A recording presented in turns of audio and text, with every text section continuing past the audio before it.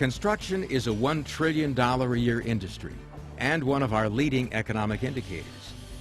In 2006, more than 1,800,000 new homes were built throughout the United States.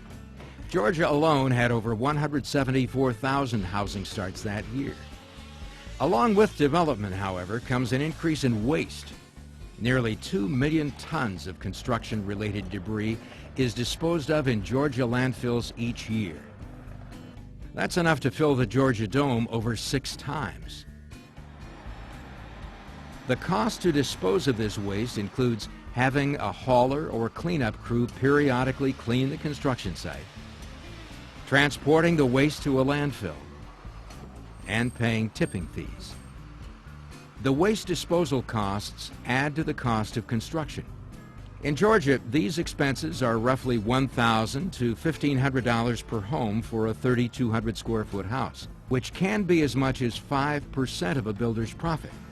Furthermore, the money spent on disposal adds no value to the home. The good news is there is a growing trend in the construction industry toward environmental building practices, which focuses on reducing, reusing, and recycling materials used for construction. These practices, part of a movement called green building, help builders reduce waste, save money, increase profit, and build a better quality home while protecting the environment. Participation by builders demonstrates a willingness to lead the charge for environmentally built homes, which are gaining popularity with home buyers and builders alike.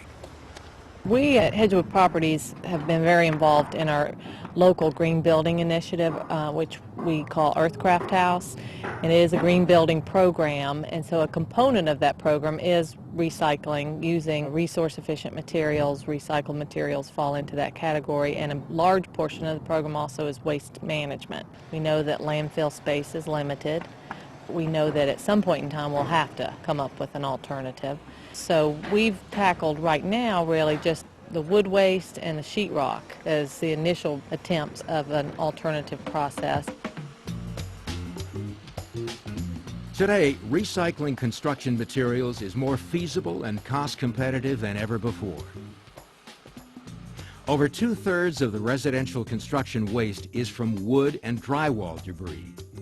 On some job sites, wood makes up more than 50% of the waste by weight.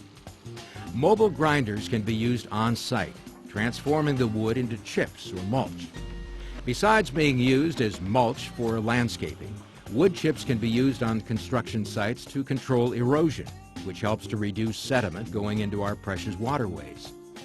Silt from construction sites is the #1 non-point source pollution choking our rivers and streams. Erosion control efforts also help to increase the curb appeal of residential neighborhoods under construction by covering pre-landscaped areas. More than ever before, builders are realizing the environmental and economic benefits from reusing wood on site. The wood waste has been quite a pleasant surprise. Not only have we not had to haul it away, but we've been able to put it to good use on the site. We're using it as erosion control, which looks a lot nicer, and actually we found it works better to spread it on the entire site, so it's a cleanliness benefit of not tracking the mud into the houses. We also use it for our walk paths from the street to the house, and that's held up very well, so it performs better and is reusing the material, so obviously there's an economic benefit. Drywall can be ground into a material that can be easily applied on-site as a soil amendment. After wood, drywall is the second largest component of the residential waste stream. A typical Atlanta home, about 3,200 square feet, will produce roughly 2 tons of drywall scraps. Drywall is primarily made of gypsum, a material used as fertilizer and a lime substitute in soils that need calcium. Unlike lime, however, gypsum does not change the acidity of the soil. Another benefit of gypsum is that it prevents clay soils from hardening, allowing water to better infiltrate. The ground drywall is spread on cleared areas where it provides nutrients for future vegetation. The spread material can remain on the surface or be mixed into the soil using either a loader or by hand, just as long as the material is evenly and thoroughly dispersed. You'll need about 2/5 of an acre of land to apply 2 tons of drywall.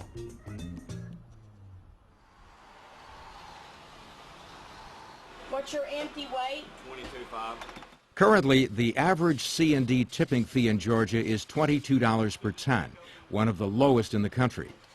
A study by the National Association of Home Builders Research Center reported that in areas where tipping fees are less than $30 per ton, reusing materials on site is cost competitive with conventional landfilling practices. As tipping fees increase, site applying construction waste will be even more economically attractive. The grinding and reuse of wood and drywall is relatively simple to incorporate into your workflow. Cleanup crews sweep the build site just as they normally would, with the additional step of separating wood and drywall that can be site applied. Acceptable materials for land application include 2x4s, OSB, plywood, I-joists, and drywall. Mobile grinders are then brought on site, and materials are ground shortly after the waste is produced. The mobile grinder has the ability to separate metal, including nails and banding material, from the wood. Grinding time for wood is about 2 to 4 hours, while drywall typically takes 1 to 2 hours. So materials once headed for the landfill are now being used on the construction site, eliminating tipping fees, increasing curb appeal, and adding value to the home. I think that people really welcome learning experiences and the opportunity to be a part of something that they feel like they can make a difference. Definitely have to change that little. Most builders would prefer to be a part of the solution. So it's very important for us to take the lead on finding alternatives for waste management. To learn more about how you can reduce waste on your job site, contact the Georgia Pollution Prevention Assistance Division or Southface Energy Institute.